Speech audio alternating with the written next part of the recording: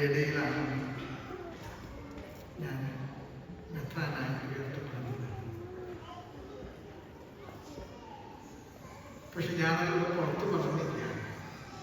ധ്യാനത്തിലെടുത്തിട്ട് ഞാൻ തന്ത്രപൂർവ്വം അനൗൺസ്മെന്റിന് മുമ്പ് നാട്ടിലേക്ക് പോയി. നാട്ടിൽ ചെന്നിട്ടാണ് അനൗൺസ്മെന്റ് ഉണ്ടായത്. അതുകൊണ്ട് തന്നെ ഞാൻ പലപ്പോഴും അയർലൻഡിന് എപ്പോഴും വളരെ സന്തോഷത്തോടെ ഓർക്കാറുണ്ട്.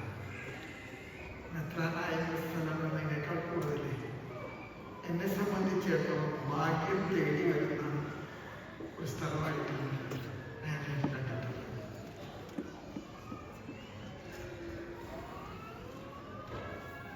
ഈ നോക്കിലെ വികാരവായ്പകൾ നിറഞ്ഞു നിൽക്കുന്ന ഈ തീർത്ഥാടന കേന്ദ്രത്തിലെ ഈ പരിശുദ്ധ കുർബാന അർപ്പിക്കുമ്പോൾ എൻ്റെ മനസ്സിൽ ഉള്ള ഏറ്റവും വലിയ നിയോഗം നമ്മുടെ സഭയാണ്.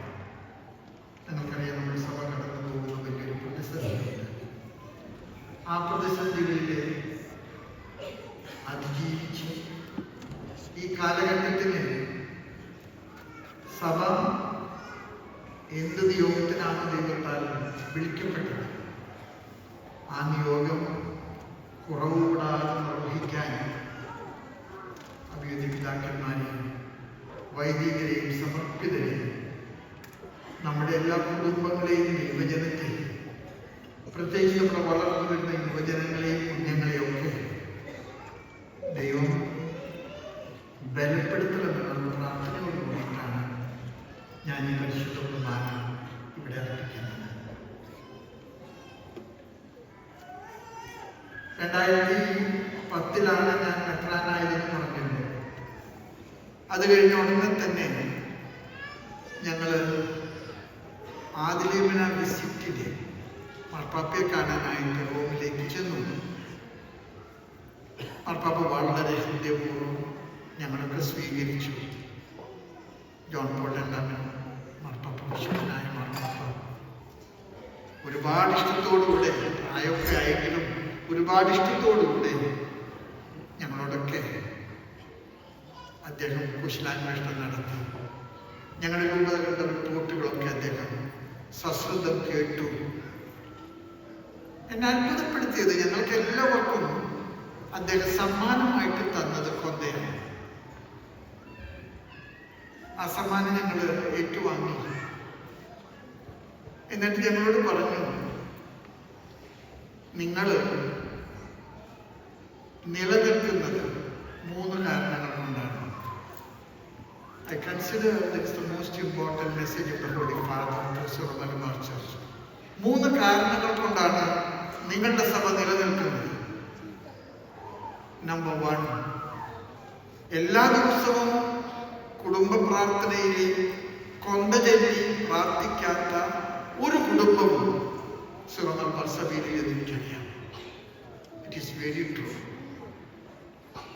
കുടുംബ പ്രാർത്ഥനയില്ലാതെ നമ്മുടെ വീട്ടിലുള്ള അത്താഴം വിളക്കില്ല. കാലഘട്ടമൊക്കെ മാറിയിട്ടുണ്ട്. സോഷ്യൽ മീഡിയ ഒക്കെ വന്നതിന് ശേഷം നമുക്ക് ബുദ്ധിമുട്ടുകളൊക്കെ ഉണ്ടായിട്ടുണ്ട്. എങ്കിൽ പോലും കുടുംബ പ്രാർത്ഥന നമുക്ക് അച്ചിട്ടാണ്. കുട്ടികളെ, ഞങ്ങളുടെ വീട്ടിലാകെ കുടുംബ പ്രാർത്ഥന ചൊല്ലാത്ത ഒരു ദിവസം മാത്രമേ ഉള്ളൂ. എന്നാണെന്നറിയാമോ? There is no family prayer. Can you imagine which will be that day? Good Friday. അന്ന് കാലത്ത് തുടങ്ങി പള്ളിയിൽ നിറങ്ങാണ്.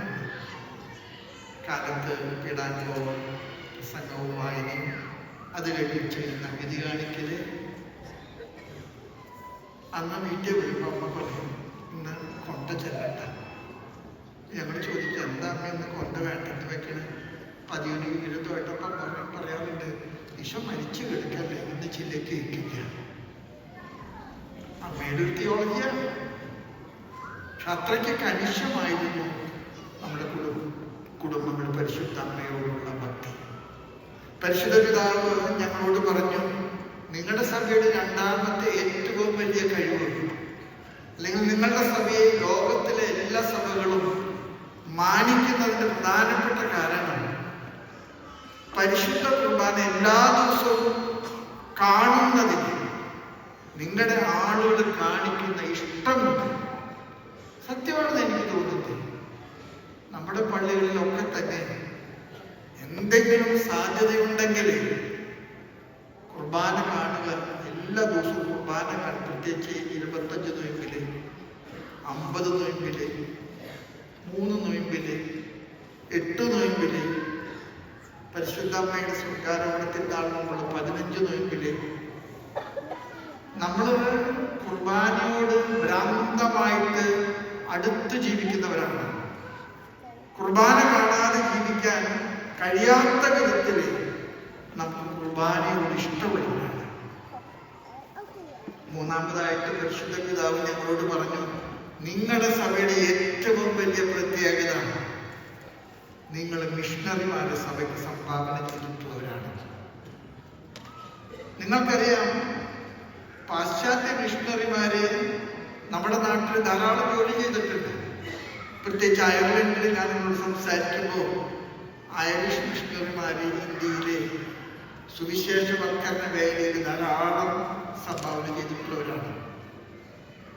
ആ പുണ്യപിതാക്കന്മാരുടെ ഓർമ്മ പേറുന്ന ഈ നാട്ടില് ഞാൻ ഈ കുർബാന അർപ്പിക്കുമ്പോൾ ഞാൻ അവരെയൊക്കെ ഓർക്കുന്നുണ്ട്. പക്ഷെ വിദേശ മിഷണറിമാര് നമ്മുടെ നാട്ടിൽ വരാത്തതിന് ശേഷം, അല്ലെങ്കിൽ അവരുടെ തിരോധാനത്തിന് തൊട്ടു മുൻപ് തന്നെ സീറോ മലബാർ സഭയുടെ വൈദികരും സന്യസ്തരും നമുക്ക് ജൂറിസ്ഡിക്ഷൻ ഇല്ലെങ്കിൽ പോലും ലാറ്റിൻ രൂപതകൾ കഷ്ടപ്പെട്ട് പണിയെടുത്തിട്ടുണ്ട്. ഒരു കാലഘട്ടത്തിലെ സീറോ മലബാർ സഭയിൽ നിന്ന് 40ഓളം വൈദികര് ലാറ്റിൻ രൂപതകളിലെ മെത്രാന്മാരായിരുന്നു. ഇന്ന് ഇവിടെ ഇരിക്കുന്ന അച്ഛന്മാരൊക്കെ കാണുമ്പോൾ എനിക്ക് അഭിമാനമുണ്ട്. നമ്മുടെ റീത്ത് നോക്കാതെ ലത്തീൻ സന്യാസ സമൂഹങ്ങളിൽ വളരെ സന്തോഷത്തോടും ഇഷ്ടത്തോടും കൂടി നമ്മുടെ മക്കൾ ജോലി ചെയ്തിട്ടുണ്ട്. ഇപ്പോഴാണ് സീറോ പ്രോവിൻസ് ഒക്കെ വരാൻ തുടങ്ങിയത്. ഇപ്പൊ കപ്പൂച്ചിൻ സഭയ്ക്ക് സീറോ പ്രോവിൻസ് ഉണ്ട്. പല സീറോ പ്രോവിൻസുകളൊക്കെ ഇപ്പോഴാണ് വന്നത്. അതിക്ക് മുൻപ് ലാറ്റിൻ പ്രോവിൻസുകളിലാണെങ്കിൽ പോലും സഭയ്ക്ക് വേണ്ടി അധ്വാനിക്കാൻ മിഷണറിമാർ ധാരാളം വിട്ടുകൊടുത്തൊരു സഭയാണ് നമ്മുടെ.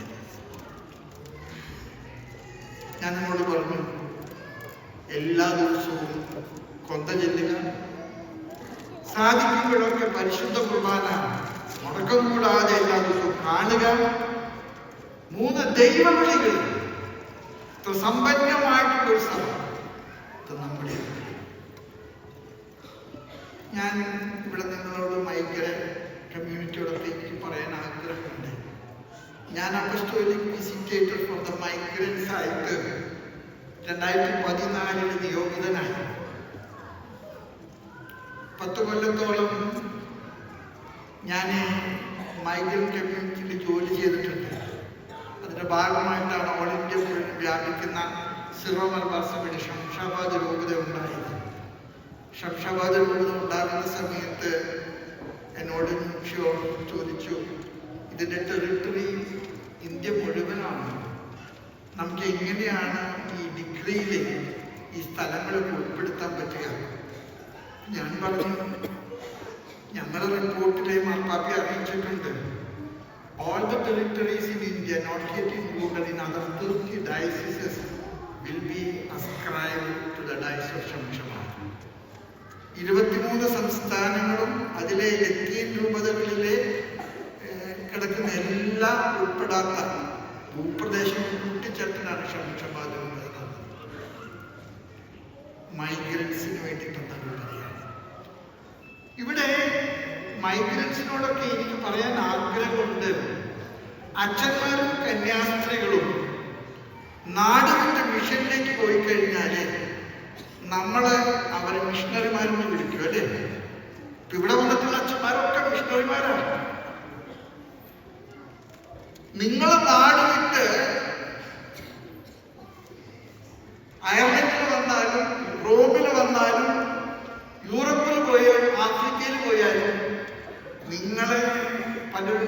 കാശുണ്ടാക്കാൻ പോയവരായിട്ട്. പക്ഷെ I tell you, you migrants are the missionaries.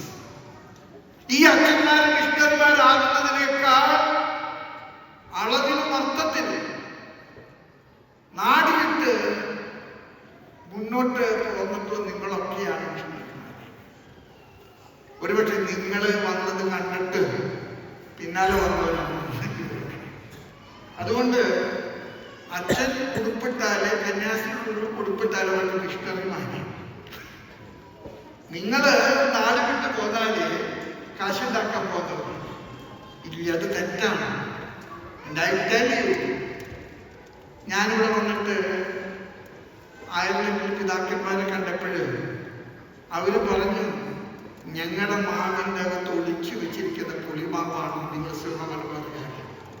ഒരു കാലത്ത് ഞങ്ങളുടെ ഇടയിലെ സഭയുടെ വിശ്വാസം ആളിക്കത്തിയിട്ടുണ്ട്. ഞങ്ങൾ ഒരുപാട് സ്ഥലത്ത് മിഷൻ പ്രവർത്തനത്തിന് പോയിട്ടുണ്ട്. പക്ഷെ ഞങ്ങൾക്ക് ഇന്ന് മൂല്യശോഷണം സംഭവിച്ചു. ഞങ്ങളുടെ മക്കൾ ആരും വൈദികരാകാൻ വരുന്നില്ല, ആരും മിഷനിലേക്ക് പോകാൻ തയ്യാറില്ല. പക്ഷെ ഇവിടെ നിങ്ങളുടെ മിഷണറിമാർ വരുന്നു. And most of the bishops told me very proudly that all the Silver people in our community is the best part of our community. They do live the faith of the forefathers. അവരവരുടെ പൂർവ്വപിതാക്കന്മാരുടെ വിശ്വാസം ജീവിക്കുന്നതില് വളരെയേറെ താല്പര്യം കാണിക്കുന്നവരാണ്. ഇന്നത്തെ ഒന്നാമത്തെ വായന നിങ്ങൾ വായിച്ചു കിട്ടും. ഉൽപ്പത്തിയുടെ പുസ്തകത്തിൽ നിന്നാണ്. ഉൽപ്പത്തിയുടെ പുസ്തകത്തിൽ മനോഹരമായിട്ടുള്ള ഒരു വായനയാണ്. അബ്രഹാമിനെ ഇസഹാക്കിനെ കൊടുത്തു. പിന്നെ അബ്രഹാമിന് ഹാഗറിൽ നിന്ന് ഒരു പുത്രനെ കൊടുത്തു. എന്തിനാണ് ഹാഗറിൽ ഒരു പുത്രനെ കൊടുത്തതെന്ന് ചോദിച്ചപ്പോഴേ അത് ദൈവത്തിന് ഇഷ്ടമായി. ഞാൻ നിങ്ങളോടൊക്കെ പറയാൻ ആഗ്രഹിക്കുകയാണ്, നമ്മുടെ സഭയുടെ ദൗത്യം ഇസഹാക്കിന്റെ ദൗത്യമാണ്. നമ്മുടെ സഭയുടെ ദൗത്യം ഇസഹാക്കിന്റെ ദൗത്യമാണ്. അബ്രഹാമിന്റെ വിശ്വാസം തലമുറകൾക്ക് കൈമാറാൻ ദൈവത്തിന്റെ കയ്യിൽ അടയാളമായത് ഇസഹാക്കാണ്. നമുക്കറിയാം, നമ്മുടെ കുർബാനയിലെ ഏറ്റവും പ്രധാനപ്പെട്ട ഭാഗത്തേക്ക് നമ്മൾ പ്രവേശിക്കുന്നതിന് മുൻപ് കാർമികൻ ജനങ്ങളോട് ചോദിക്കുന്ന മനോഹരമായിട്ടൊരു ചോദ്യമുണ്ട്, വളരെ അർത്ഥവത്തായിട്ടൊരു ചോദ്യമുണ്ട്. നിങ്ങളുടെ ചിന്ത സ്വർഗത്തിലേക്ക് ഉയർത്തുന്നു. എന്താണ് മറുപടി? നമ്മൾ ഉറക്കെ പറയാമോ? അബ്രഹാമിന്റെ ഇസഹാക്കിന്റെ യാക്കോബിന്റെ അബ്രഹാമിന്റെയും ഇസഹാക്കിന്റെയും യാക്കോബിന്റെയും ദൈവമേ നിന്റെ പക്കലേക്ക്. നിങ്ങൾ ഈ പ്രവാസ നാട്ടിലായിരിക്കുന്നത് നമ്മുടെ പൂർവ്വപിതാക്കന്മാരുടെ വിശ്വാസം ഉയർത്തിപ്പിടിക്കാനാണ്. അബ്രഹാമിന്റെ വിശ്വാസം ഇസഹാക്ക് കാത്തതുപോലെ, ഇസഹാക്കിൽ നിന്ന് യാക്കോബ് ഏറ്റെടുത്തതുപോലെ. സ്നേഹമുള്ള എന്റെ പ്രിയപ്പെട്ട പ്രവാസികളായിട്ടുള്ള നിങ്ങളോടൊക്കെ എനിക്ക് പറയാൻ ആഗ്രഹമുണ്ട്, നിങ്ങൾ ഈ നാട്ടിലായിരിക്കുന്നത് മാവിൽ ചേർത്ത പുളിമാവാണ്. നിങ്ങൾ മാവിൽ ചേർത്ത പുളിമാവാണ്. ഈ നാട് ഓടുന്നതിന്റെ കൂടെ നിങ്ങൾ ഓടാൻ പാടില്ല. ഈ നാട് തെറ്റായ വഴികളിലൂടെ പോകുമ്പോൾ നിങ്ങൾ അതിന്റെ കൂട്ടത്തില് മാറാൻ പാടില്ല. നിങ്ങളെ വേർതിരിക്കുന്ന ഒരു ഐഡന്റിറ്റി ഉണ്ട്, അത് നിങ്ങളുടെ കുലീനത്വമാണ്, നിങ്ങളുടെ കുടുംബത്തിന്റെ കുരുത്തമാണ്, നമ്മുടെ പൈതൃക വിശ്വാസത്തോടുള്ള നമ്മുടെ അടുപ്പമാണ്. അതുകൊണ്ട് ഞാൻ പറയും, നമ്മുടെ വിശ്വാസത്തിന്റെ പൈതൃകങ്ങള് കാത്തു സൂക്ഷിക്കാനുള്ള നിങ്ങളുടെ പോരാട്ടമാണ് പ്രവാസ കാലഘട്ടത്തിലെ നിങ്ങളുടെ അധ്വാനം. നിങ്ങളുടെ മക്കൾ വഴിതെറ്റി പോകാതിരിക്കാൻ, നിങ്ങളുടെ കുടുംബങ്ങള് വിശ്വാസം വിട്ടുപോകാതിരിക്കാൻ ഈ നാട്ടില് നിങ്ങൾ കെട്ടുന്ന ഒരു മതിലുണ്ട്, ഒരു സുരക്ഷിതത്വത്തിന്റെ മതിലുണ്ട്. ആ മതിലാണ് ഞാൻ പറയും, ഈ വിശ്വാസ വൈദ്യുതങ്ങൾ കാത്തു സൂക്ഷിക്കാൻ നിങ്ങൾ നടത്തുന്ന പരിശ്രമങ്ങൾ ഇവിടെ ലത്തിപ്പള്ളികളില്ലാഞ്ഞിട്ടല്ല, ഇവിടെ ലത്തീൻ സഭയിൽ ആചാരമര്യാദകളില്ലാഞ്ഞിട്ടല്ല. അവിടെയൊക്കെ നിങ്ങൾ സ്വീകരിക്കപ്പെടുന്നുണ്ട്. പക്ഷെ നിങ്ങളെ അവർ സ്വീകരിക്കുമ്പോഴും അവർക്കൊരാഗ്രഹമുണ്ട്, നിങ്ങളുടെ ക്വാളിറ്റേറ്റീവായിട്ടുള്ള പ്രാക്ടീസ് ഓഫ് ഫെയ്ത്ത്, യുവർ ഓർത്തോപ്രാക്സിസ്, നിങ്ങളുടെ പാരമ്പര്യമായിട്ടുള്ള വിശ്വാസ വൈദ്യുതങ്ങള് കാത്തു സൂക്ഷിക്കാൻ നിങ്ങൾ നടത്തുന്ന വലിയൊരു പരിശ്രമമുണ്ട്. ആ പരിശ്രമത്തിന് പരിശുദ്ധ പിതാവും പരിശുദ്ധ കത്തോലിക്ക സഭയും നൽകുന്ന പിന്തുണയുടെ അടയാളമാണ് ഈ അപ്പസ്റ്റോലിക് വിസിറ്റേഷൻ. ചീഫൻ പിതാവിനെ വെച്ചിരിക്കുന്നത് അതിനു വേണ്ടിയിട്ടാണ്. നിങ്ങൾക്ക് നിങ്ങളുടെ ഈ നാടിന്റെ പ്രത്യേകതകൾ നൽകില്ലേ, നിങ്ങളുടെ പൂർവ്വപിതാക്കന്മാരുടെ വിശ്വാസം നഷ്ടപ്പെടാതെ കാത്തു സൂക്ഷിക്കാൻ നിങ്ങളെ സഹായിക്കുക. ഞാൻ ഈ പ്രവാസികളുടെ ഉത്തരവാദിത്വം വഹിക്കുന്ന സമയത്ത് കണ്ടിട്ടുള്ള പ്രത്യേകതയുണ്ട്. ഒരിക്കലും സീറോ മലബാർ സഭയിൽ വരാത്ത നമ്മുടെ പ്രിയപ്പെട്ട മക്കളുണ്ട്. ഒരിക്കലും അവർക്ക് നെറ്റിപ്പള്ളി പോകാൻ ഇഷ്ടം, അവിടെയാണ് കൂടുതൽ സൗകര്യങ്ങൾ. അങ്ങനെ പോകുന്ന ആളുകൾ ധാരാളം ഞാൻ കണ്ടിട്ടുണ്ട്. ഞാൻ അവരോടൊന്നും വഴക്കുണ്ടാക്കി, കാരണം എൻ്റെ രൂപതയിൽ ഈ പ്രവാസികളുമായിട്ടുള്ള എൻ്റെ സംസർഗത്തിൽ. പക്ഷെ ഞാനൊരു പ്രത്യേകത കണ്ടിട്ടുണ്ട് അവരിവിടെ നെറ്റിപ്പള്ളിയിൽ പോയാലും നാട്യ വന്നാലും മുതലക്കാട് പള്ളിയിൽ പോകും, നാട്യ വന്ന ഒല്ലൂർ പള്ളിയിൽ പോകും, നാട്യ വന്ന ആലപ്പുഴ പള്ളിയിൽ പോകും. ഞാനവരോട് ചോദിക്കാറുണ്ട്, നിങ്ങൾ ഇവിടെ നെറ്റിപ്പള്ളിയിലല്ലേ പോകുന്നത്, എന്താ നിങ്ങൾ അവിടെ നെറ്റിപ്പള്ളിയിൽ പോകാത്തത്? അവര് പറയാറുണ്ട്, അത് പിതാവ് അവിടെ സൗകര്യത്തിന് വേണ്ടി പോയതാ. ഞങ്ങളുടെ വിശ്വാസം എന്താ? വിശ്വാസം പരമ്പരാഗതമായിട്ടുള്ള ആചാരമര്യാദകളാണ്. ട്രഡീഷൻ എന്നൊരു വാക്ക് നിങ്ങൾ കേട്ടിട്ടുണ്ടല്ലേ? ട്രഡീഷൻ. ഈ ട്രഡീഷൻ എന്ന വാക്കിന്റെ അർത്ഥം എന്താണെന്നറിയാം? കൈമാറ്റമെന്നാണ്. കൈമാറ്റമാണ്. ട്രഡീഷൻ ഈസ് കൈമാറ്റമാണ്. നിങ്ങളുടെ കാരണവന്മാരോടിയതല്ലേ അവസാനിപ്പിച്ചപ്പോ അവരെ ഓടിക്കിതച്ച ബാറ്റൺ നിങ്ങളുടെ കയ്യിലേക്ക് കൈമാറി. ആ കൈമാറിയ ബാറ്റനുമായിട്ടാണ് നിങ്ങൾ ഓടുന്നത്. അതിവിടെ ഡബ്ലിനിലായാലും അയർലൻഡിലായാലും റോമിലായാലും ഗൾഫിലായാലും ഈ ബാറ്റൻ നമ്മുടെ വിശ്വാസത്തിന്റെ പൈതൃകത്തിന്റെ അടയാളമാണ്. അത് നിങ്ങൾ കളയില്ല, അത് നമുക്ക് സൂക്ഷിക്കണം. ഞാൻ ഒരിക്കലും ബോംബെയില് ഒരു കൊച്ചിന് പട്ടം കൊടുത്തപ്പോ അവൻ നല്ല പോലെ മുടി വളർത്തിയിട്ടുണ്ടായിരുന്നു. പട്ടത്തിന് തലേദിവസം നല്ല പോലെ ബ്യൂട്ടി പാർലറിൽ വെട്ടി മിനിക്ക് ഒതുക്കി വന്നിട്ടുണ്ടായിരുന്നു. എന്റെ കയ്യിലേക്ക് കത്രയ്ക്ക് നല്ല മൂർച്ചയുണ്ടായിരുന്നു. തലക്കകത്ത് മുടിയുള്ളത് കൊണ്ട് ഞാൻ പിടിച്ചപ്പോൾ നല്ലൊരു പിടി കിട്ടുകയും ചെയ്തു. ഞാൻ വെട്ടിയില്ല. അപ്പൊ ഒരു ബ്യൂട്ടി കോൺഷ്യൻസ് ഇല്ലാതെയാണ് ഞാൻ വെട്ടിയത്. അവിടെ ഒരു കുഴിയുണ്ട്.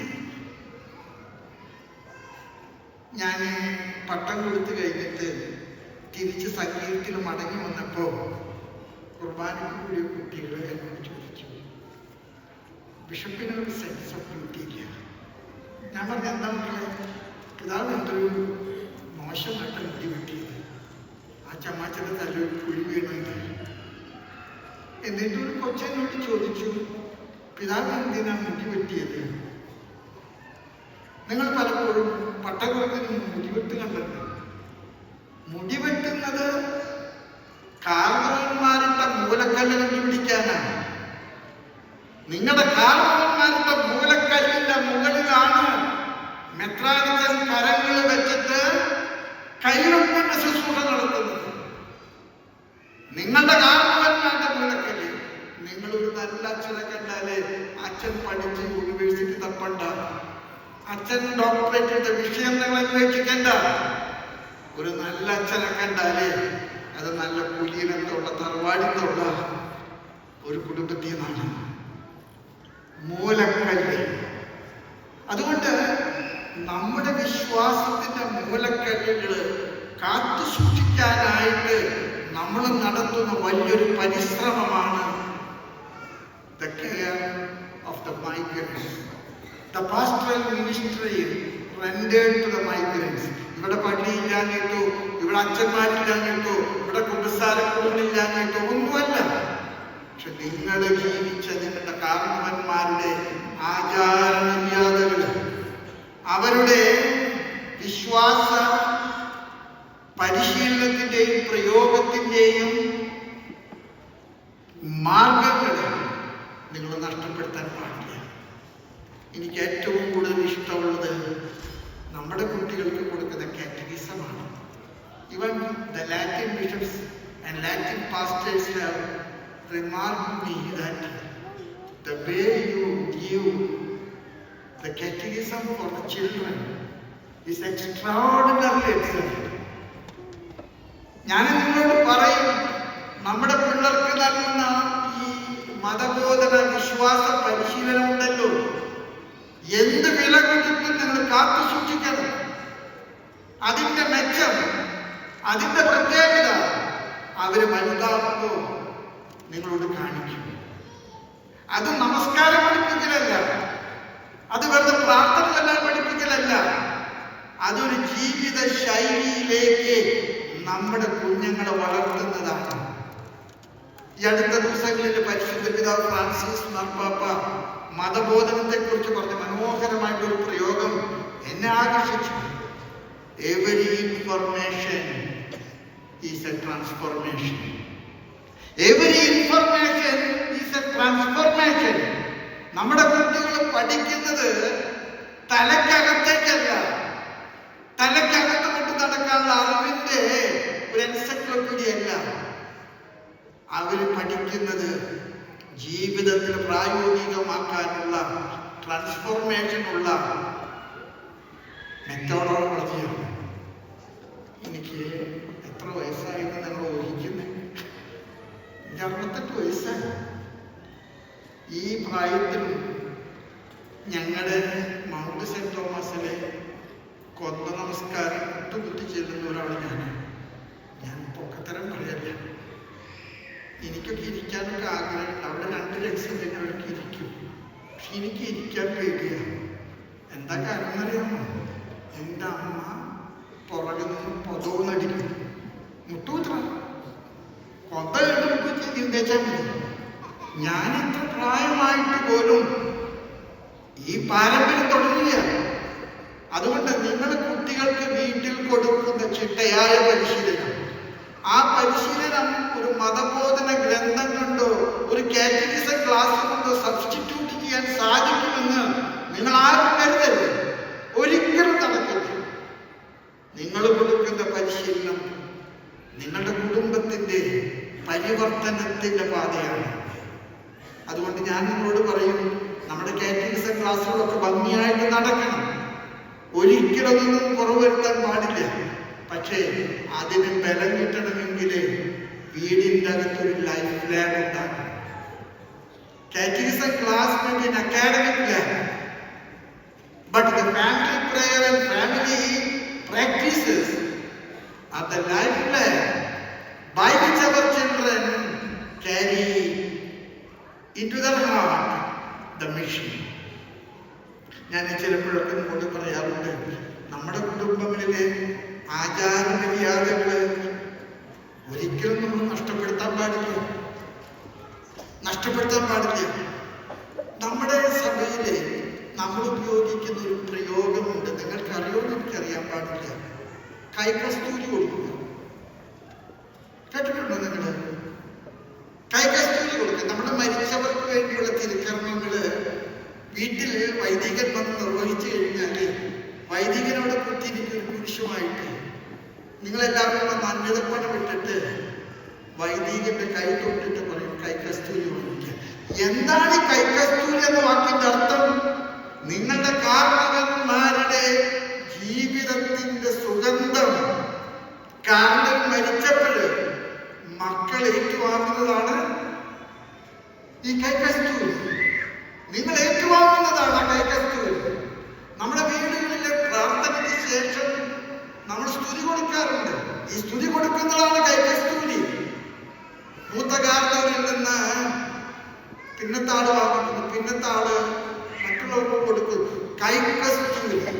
നമ്മുടെ പാരമ്പര്യങ്ങള്, നമ്മുടെ ആചാരമര്യാദകള്, നമ്മുടേതായിട്ടുള്ള ജീവിത ശൈലികള് അത് കളയാതെ സൂക്ഷിക്കാൻ നിങ്ങൾ കർത്താവിന്റെ മുമ്പിൽ ഉത്തരവാദിത്തപ്പെട്ടവരാണ്. കർത്താവ് നിങ്ങളെ അത് ബലമേൽപ്പിച്ചവരാണ്. ഞാൻ ചിലപ്പോഴ് കണ്ടിട്ടുണ്ട്, നമ്മുടെ സഭയ്ക്കകത്ത് നമ്മുടെ കുടുംബങ്ങളുള്ള വളരെ വികാരപരമായിട്ടുള്ള ഒരു കാര്യമാണ്. വലിയ കാരണവർ മരിക്കുന്നതിന് മുമ്പ് എല്ലാ മക്കളെയും വിളിച്ചിട്ട് അവരുടെ തലയിൽ കൈവച്ച് പ്രാർത്ഥിക്കും. Transmission of the tradition. എടാ കുഞ്ഞെ, ഞാൻ പോവാണ്, ഞാൻ കൊണ്ട് നടന്നത് ഇനി നീ ഏറ്റെടുക്കണം. ഞാൻ കൊണ്ട് നടന്നത് ഇനി നീ ഏറ്റെടുക്കണം. ട്രാൻസ്മിഷൻ. നമ്മുടെ കാരണവന്മാരെ മക്കൾക്ക് കൊടുക്കുന്ന കൈവെപ്പ്, മരിക്കുന്നതിന് മുൻപ് മക്കൾക്ക് കൊടുക്കുന്ന കൈവെപ്പ്, ആ കൈവെപ്പിന്റെ തുടർച്ചയാണ് പട്ടം കൊടുക്കുമ്പോൾ മെത്രാനച്ചൻ വൈദികന്റെ ശിരസിൽ കൈവച്ചുകൊണ്ട് അവൻ അഭിഷിക്തനാക്കുന്നത്. The quality of the family decides the quality of priesthood. നമ്മുടെ വൈദികരുടെ ക്വാളിറ്റി, നമ്മുടെ സന്യസ്തന്റെ ക്വാളിറ്റി, നമ്മുടെ മക്കളുടെ ക്വാളിറ്റി അത് ഡിസൈഡ് ചെയ്യുന്നത് നമ്മുടെ കുടുംബങ്ങളിലാണ്. അതുകൊണ്ട് തന്നെ ഞാൻ ഈ പ്രവാസികൾക്ക് വേണ്ടിയുള്ള ശുശ്രൂഷ എത്ര വിലപ്പെട്ടതാണെന്ന് നിങ്ങളെ ഒരിക്കൽ കൂടെ ഓർമ്മപ്പെടുത്തുകയാണ്. നിങ്ങൾ ഒരിക്കൽ പോലും നിങ്ങളുടെ ആചാരമര്യാദകളെ പണയപ്പെടുത്തരുത്. ഈ ആചാരമര്യാദകളിൽ നിങ്ങളുടെ മക്കളെ വളർത്തണം. ഈ ആചാരമര്യാദകളിലൂടെ മക്കളെ നിങ്ങൾ നമ്മുടെ സഭയുടെ, നമ്മുടെ കാരണവന്മാരുടെ, നമ്മുടെ കുടുംബത്തിന്റെ ഭാഗമാക്കി മാറ്റാനായിട്ട് കഴിയട്ടെ. അതിലെ കാലഘട്ടം ആവശ്യപ്പെടുന്ന പരിവർത്തനങ്ങൾ നമ്മൾ ചെയ്തേ മതിയാവും. ഫോർ എക്സാമ്പിൾ, ഞാൻ ഇന്നിവിടെ പ്രസംഗം പറയുന്നത് മലയാളത്തിലാണ്. I have the feeling that the children don't understand. The youngsters may not understand. പക്ഷെ ഇത് രണ്ടും കൂടെ കൂട്ടിക്കെട്ടി പറയാനായിട്ട് നല്ല ഒന്നുകിൽ ഇംഗ്ലീഷിൽ അല്ലെങ്കിൽ മലയാളത്തിൽ പറയണം. My dear children and my dear youngsters, sorry for speaking in Malayalam, but if I get a chance to speak to you in English, I would have prepared it. പക്ഷെ നിങ്ങൾ കാരണവന്മാർ മനസ്സിലാക്കണം, ഈ കാലഘട്ടത്തിൽ നമ്മുടെ മക്കൾ വളരുന്ന ഈ കാലഘട്ടത്തിൻ്റെതായിട്ടുള്ള സമ്മർദ്ദങ്ങളുടെ നടുവിലും അവർക്ക് സുരക്ഷിതമായിട്ട് അവരുടെ വിശ്വാസം സൂക്ഷിക്കാനും വിശ്വാസം കാത്തുപാലിക്കാനും ആ വിശ്വാസത്തിൽ നിലനിൽക്കാനും ആവശ്യമായിട്ടുള്ള എല്ലാ സംവിധാനങ്ങളും നിങ്ങൾ ചെയ്യണം. അതിനു വേണ്ടിയിട്ടാണ് നമ്മുടെ പ്രവാസികൾ യൂറോപ്പിൽ മുഴുവൻ കിടക്കുന്നവർക്ക് ഒരു അപ്പസ്റ്റോലിക് വിസിറ്റേഷൻ മാർക്കൊക്കെ വെച്ചിരിക്കുന്നത്. അപ്പസ്റ്റോലിക് വികാരിയേറ്റ് സ്റ്റീഫൻ പിതാവിന്റെ ഉത്തരവാദിത്വം അതാണ്. നിങ്ങളെ നമ്മുടെ പൈതൃക വിശ്വാസത്തിൽ കാത്തു സൂക്ഷിക്കാൻ നിങ്ങൾ ബലപ്പെടുത്തുക, നിങ്ങൾ സഹകരിക്കണം. അതിന് പോകുന്ന കാശോ അതിന് പോകുന്ന നഷ്ടമോ സമയം നഷ്ടമോ ഒന്നും നിങ്ങൾ നോക്കരുത്. നമ്മൾ നമ്മുടേതായിട്ടുള്ള പൈതൃക വിശ്വാസത്തില് നിലനിൽക്കാനും അത് നമ്മുടെ മക്കൾക്ക് പകർന്നു കൊടുക്കാനും അത് നമ്മുടെ മക്കളിലൂടെ മറ്റുള്ളവരിലേക്ക് പകർന്നു കൊടുക്കാനും കാരണമാകട്ടെ. ഞാൻ ജർമ്മനിയിലെ ജോലി ചെയ്ത സമയത്ത് ഒരു അമ്മമ്മയ്ക്ക് എന്നെ വലിയ ഇഷ്ടമായി. അമ്മയ്ക്ക് ഒരുപാട് സ്വത്തുണ്ടായിരുന്നു.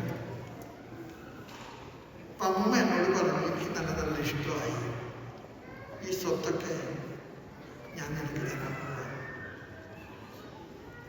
എനിക്ക് നല്ല സന്തോഷമായി. ദൈവമേ, ഇതൊക്കെ എനിക്ക് കിട്ടാൻ പോവല്ലേ, ഡോക്ടറെ അടിച്ച് സന്തോഷമായി. പക്ഷെ അമ്മ ഒരു കണ്ടീഷൻ വെച്ചു, നീയെ ഈ സ്വത്ത് കിട്ടണമെങ്കിൽ എൻ്റെ വീട്ടുപേരെടുക്കണം. ഞാൻ പറഞ്ഞു, കുഴപ്പമില്ല, ഞാൻ എൻ്റെ അമ്മയൊന്നും വിളിക്കില്ലല്ലോ.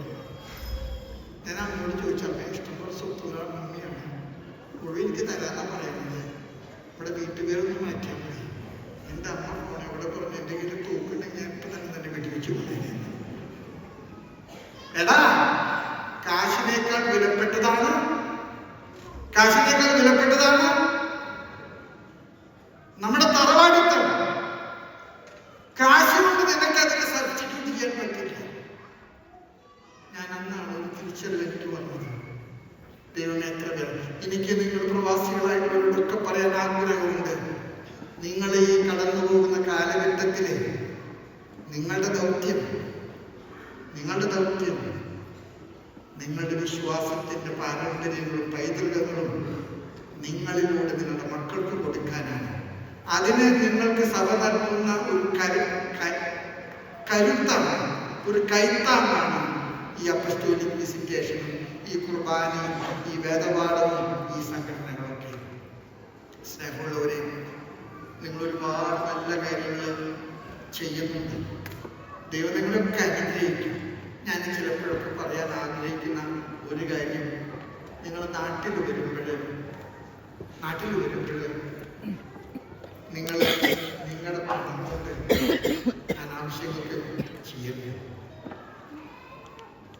ഒരുപാട് നല്ല കാര്യങ്ങൾ നാട്ടിൽ നമുക്ക് ചെയ്യാൻ സാധിക്കും.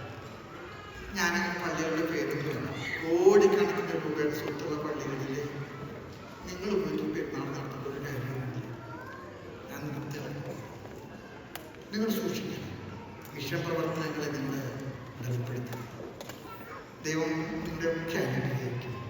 പിതാവിന് വേണ്ടി പ്രാർത്ഥിച്ചേക്കണം. പരിശുദ്ധ അമ്മയുടെ മാധ്യസ്ഥത്തിൽ ഈ ദേവാലയം ഞാൻ നിങ്ങളെയൊക്കെ സമർപ്പിക്കുന്നു. ദൈവത്തിൻ്റെ അനുഗ്രഹിക്കട്ടെ. പിതാവിൻ്റെയും പുത്രൻ്റെയും പരിശുദ്ധാത്മാവിൻ്റെയും നാമത്തിൽ ആമേൻ.